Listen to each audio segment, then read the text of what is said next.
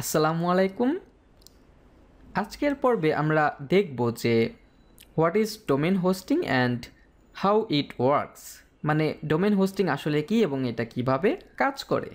তো স্ক্রিনে আপনারা যেই ওয়েবসাইটটি দেখতে পাচ্ছেন, এটা একটা 14-15 পেজের বিজনেস ওয়েবসাইট। তাদের ইউএসএ বেসড একটা শপ রয়েছে এবং যেই শপের থ্রুতে তারা বিভিন্ন ধরনের স্পা, ম্যাসেজ বা থেরাপি রিলেটেড সার্ভিস প্রদান করে থাকে। তো এই ওয়েবসাইটের উপরের দিকে যদি আমরা স্ক্রল আপ করি বা উপরের দিকে যাই, তাহলে কিন্তু আমরা একটা ইউআরএল দেখতে পারবো। তো এটাকে আমরা URL, slack, location, permalink, address যে কোনো নামে কিন্তু ডাকতে পারি। তো এই যে আমি এতগুলো নাম বললাম, এই সবগুলো নামের কম্বিনেশনই হচ্ছে ডোমেইন নেম।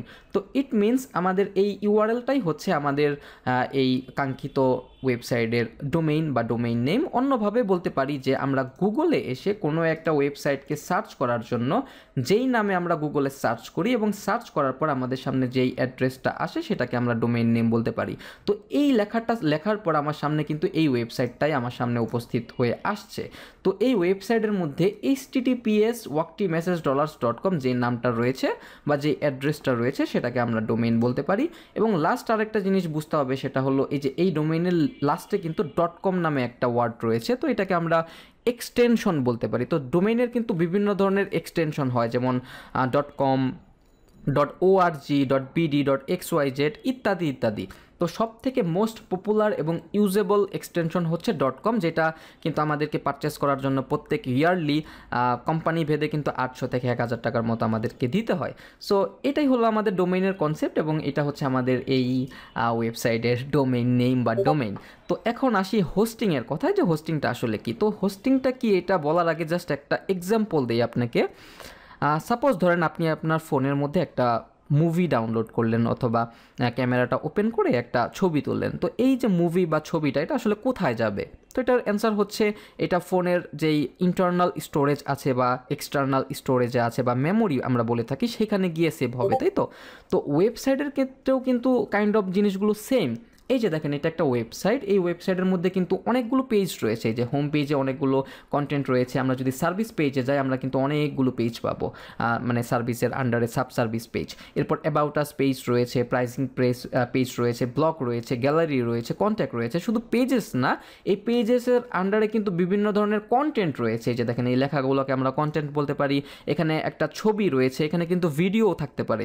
তো এই যে কন্টেন্টগুলো, এগুলোর কিন্তু এক একটা সাইজ রয়েছে, তাই না? তো এই ওয়েবসাইটের যতগুলো কন্টেন্ট রয়েছে বা যতগুলো ফাইল রয়েছে, সেগুলো আমরা যেখানে স্টোরেজ করে রাখি অথবা যেখানে আমরা সেভ করে রাখি, সেই স্টোরেজের কনসেপ্টটাকে আমরা হোস্টিং বলতে পারি। তো আমাদের হোস্টিং কিন্তু ভাড়া নিতে হয় বা প্রত্যেক ইয়ারলি আমাদেরকে সেটা কিনতে হয়, সেজন্য আমাকে পেমেন্ট করতে হয়। তো আমরা ধরেন একটা ডোমেন হোস্টিং পারচেস করলাম, এরপর আমরা ডোমেন এবং হোস্টিংকে একসাথে কানেক্ট করলাম, এরপর আমরা একটা ওয়ার্ডপ্রেস ইনস্টল করে কিন্তু সেখানে আমরা কাজগুলো করতে পারবো। এবং ওয়ার্ডপ্রেসে যখন আমরা কাজ করব, তখন ওয়েবসাইটটা বিল্ড করার সময় আমাদের যতগুলো কন্টেন্ট আমরা আমাদের ওয়ার্ডপ্রেস ওয়েবসাইটে আপলোড করব, সেগুলো কিন্তু অটোমেটিক্যালি আমাদের সেই হোস্টিং সার্ভারের মধ্যে সেভ হয়ে থাকবে।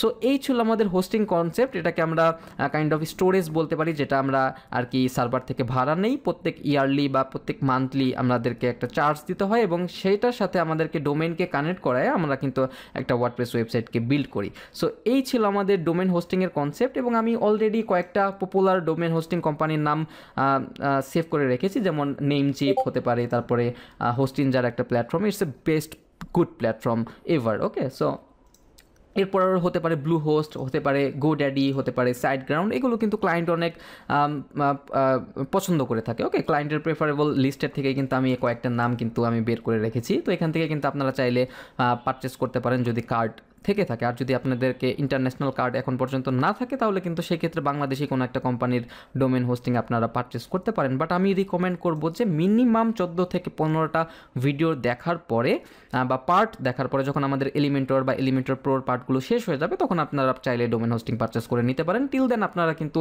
যে ফ্রি ভার্সনে আমরা প্যান্থিয়ন ওয়েবসাইটে দেখলাম আর কি, প্যান্থিয়ন প্ল্যাটফর্মটা ইউজ করে যে আমরা ওয়ার্ডপ্রেস ইনস্টল দেখলাম, সেখানে কিন্তু আপনারা ইজিলি প্র্যাকটিস করতে পারবেন। তো এই ছিল আজকের ভিডিও। আজকে জাস্ট কনসেপ্টটা বুঝলাম যে আসলে ডোমেন হোস্টিংটা কি।